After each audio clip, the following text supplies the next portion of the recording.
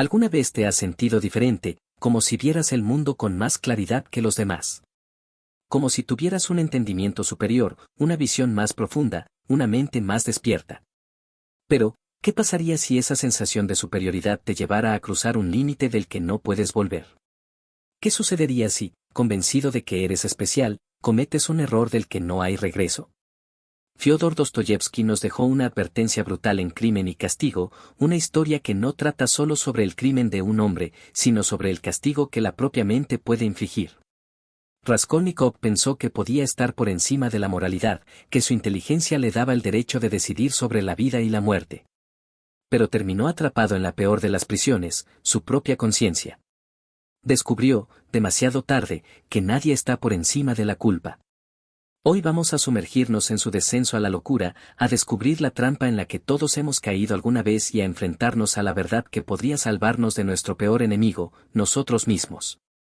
No te equivoques, este no es solo el relato de un asesino. Es la historia de un hombre que, como muchos de nosotros, creyó que la superioridad lo haría libre.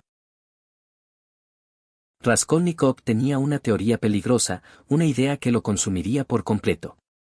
Estaba convencido de que la humanidad se dividía en dos tipos de personas, los comunes, aquellos que siguen las reglas sin cuestionarlas, y los extraordinarios, aquellos que pueden romperlas en nombre de un bien mayor. Según su lógica, figuras históricas como Napoleón no habrían alcanzado la grandeza si se hubieran detenido a considerar la moralidad convencional. Pero Raskolnikov no solo creía en esta idea, quería demostrarla. Quería probar que él mismo era uno de esos hombres extraordinarios. Así que planeó un crimen perfecto, asesinar a una vieja prestamista a la que consideraba inútil para la sociedad y usar su dinero para algo más grande, algo superior. Si lograba hacerlo sin remordimientos, eso probaría que estaba destinado a la grandeza. No era solo un asesinato, era un experimento. El problema es que la teoría no sobrevive al impacto de la realidad. Lo que parecía un plan lógico y racional se convirtió en una escena caótica. El asesinato no fue limpio ni glorioso. No fue un acto de grandeza ni de justicia. Fue un desastre. Manos temblorosas, un hacha que cae más veces de las necesarias, sangre, miedo, torpeza. Raskolnikov descubrió que la grandeza de su mente no podía borrar el peso de la culpa. Desde ese momento, todo se vino abajo. Su cuerpo comenzó a temblar sin control. Su mente lo traicionaba. La paranoia se apoderó de él, lo consumió hasta volverlo irreconocible. Creía que el mayor obstáculo sería la policía, pero la verdadera condena no estaba en una celda, sino en su propia cabeza. Cada mirada en la calle parecía sospechosa. Cada palabra de la policía sonaba a una trampa. El castigo no vino de la ley, sino de su propia culpa. Dostoyevsky nos deja algo claro, nadie escapa de sí mismo. Puedes justificar tus acciones con ideas brillantes, pero la conciencia no se puede engañar. La mente no puede olvidar aquello que contradice su propia naturaleza. Raskolnikov no estaba hecho para ser un asesino. Y aunque quisiera convencerse de lo contrario, cada día se hundía más en su propio infierno. Aislado, desesperado, consumido por fiebre y pesadillas, el Raskolnikov que soñaba con ser un gran hombre quedó reducido a un ser atormentado. Su crimen debía demostrar su superioridad, pero en su lugar, dejó en evidencia su debilidad. Napoleón jamás habría temblado así. Napoleón jamás habría caído en la miseria psicológica en la que él ahora se ahogaba. Raskolnikov intentó resistir.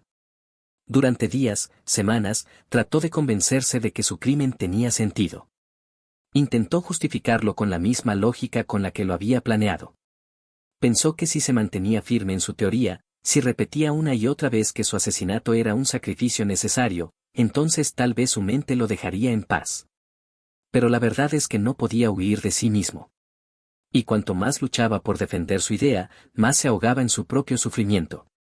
La arrogancia que lo había llevado a cometer el crimen se transformó en su peor enemigo. Su mente era un campo de batalla donde se libraba una guerra entre la razón y la culpa. Cada vez que intentaba pensar en su futuro, la imagen de la anciana desplomándose en el suelo, el hacha cayendo sobre su cráneo, el sonido seco de la muerte lo arrastraban de vuelta a la realidad. Su crimen no lo había elevado por encima de los demás. Lo había reducido a un hombre atormentado, un prisionero de su propio pensamiento. Fue entonces cuando apareció Sonia, una joven que había vivido una vida de sufrimiento, pero que, a diferencia de él, no se había dejado consumir por el orgullo. Sonia no tenía grandes teorías sobre la moralidad, no se obsesionaba con dividir a la humanidad entre fuertes y débiles. Para ella, el valor de una persona no estaba en su intelecto ni en su capacidad de transgredir las reglas, sino en su capacidad de sentir, de amar, de perdonar. Y fue precisamente esa visión tan simple lo que comenzó a romper a Raskolnikov desde adentro. Al principio, intentó mantener su distancia. Sonia representaba todo lo que él despreciaba, la humildad, la fe, la aceptación del sufrimiento. Pero al mismo tiempo, no podía alejarse de ella. Había algo en su presencia que lo desarmaba. Algo en su manera de mirar lo que le hacía imposible sostener la imagen de sí mismo como un hombre superior. Frente a Sonia, su arrogancia se volvía inútil. Sus justificaciones se desmoronaban. Y lo más aterrador de todo, empezaba a ver la verdad. En el momento más intenso del libro, en un arranque de desesperación, Raskolnikov finalmente lo admite. No ante un juez, no ante la policía, sino ante Sonia, la única persona que podía verlo sin condenarlo. Maté solo por mí. Aquí está la trampa en la que todos hemos caído alguna vez. El orgullo nos hace creer que somos mejores que los demás, que somos diferentes, que estamos un paso adelante. Pero en el fondo, solo estamos buscando validación. Queremos ser especiales. Queremos probar que tenemos razón. Queremos sentirnos por encima. Pero cuando el espejo nos devuelve nuestra verdadera imagen, cuando nos encontramos cara a cara con lo que realmente somos, la verdad se vuelve innegable, nuestro orgullo no es fuerza, es miedo. Si realmente somos superiores, ¿por qué necesitamos que otros nos lo confirmen? Si nuestra inteligencia es tan elevada, ¿por qué sentimos la necesidad de demostrarlo a cada instante? Raskolnikov creyó que su mente era más fuerte que su conciencia, pero la realidad fue otra.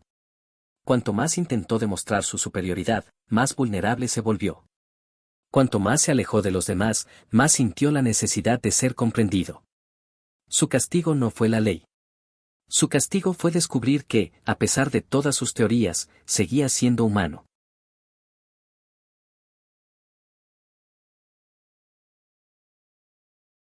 El final de Crimen y Castigo no trata solo de justicia, sino de redención. Pero la redención, en la obra de Dostoyevski, no es algo fácil ni romántico. No basta con decir me equivoqué. No basta con sentirse culpable. La verdadera redención requiere algo mucho más doloroso, destruir la imagen falsa que hemos construido de nosotros mismos y aceptar lo que realmente somos. Raskolnikov pasa por un proceso lento y desgarrador antes de llegar a su confesión. Incluso cuando Sonia lo enfrenta, incluso cuando su propio sufrimiento lo consume, sigue resistiéndose.